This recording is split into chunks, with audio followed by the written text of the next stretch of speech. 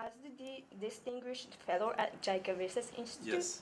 you have recently visited Pakistan and had a chance to observe JICA's activities on the ground. What is your observation on JICA's activities in Pakistan?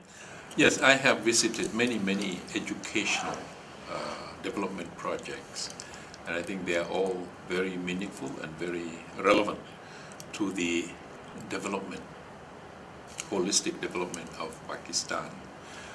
Went to see some basic training in the use of heavy equipment for construction for young men who would need such a training for their development projects in the remote areas of Pakistan.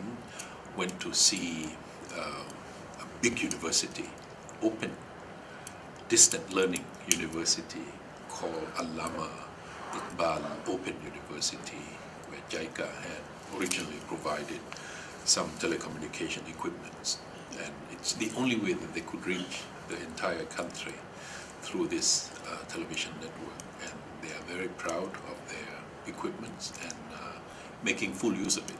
I think it's one of the best ways to build the country through connectivity, through building a sense of belonging and ownership and identity of being part of the same country, Pakistan. We went to many places, but the most impressive project was for the children between 5 and 12. These are children who would not have opportunity for education, basic education, learning how to read and write. But there were no schools, no teachers, no facilities in the villages, and parents were very poor and had no education themselves, so they don't know what education means. It's just something too much of a luxury for them.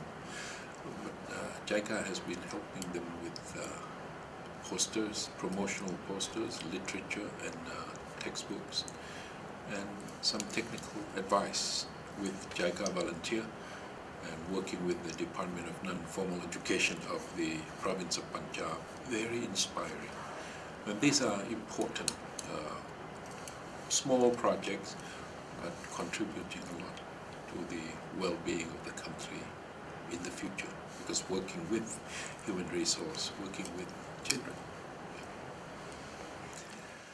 From your experiences in Pakistan, what are the suggestions or recommendations for JICA and the JICA Research Institute for our future activities? Yes, I look at Pakistan not in isolation, but part of the larger Muslim world. 1.5 billion people who are also having this problem of how to face, how to manage modernity. A lot of challenges in transforming their societies to become more ready, more prepared for a lot of problems of modernity, education, science, technology, capacity, competitiveness, and governance.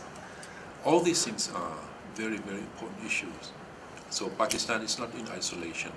So if JICA Institute would pay attention to the social, cultural, human dimension of development, not only the hard infrastructure, not only dams, not only electricity, not only road transport, but the cultural, the human, and the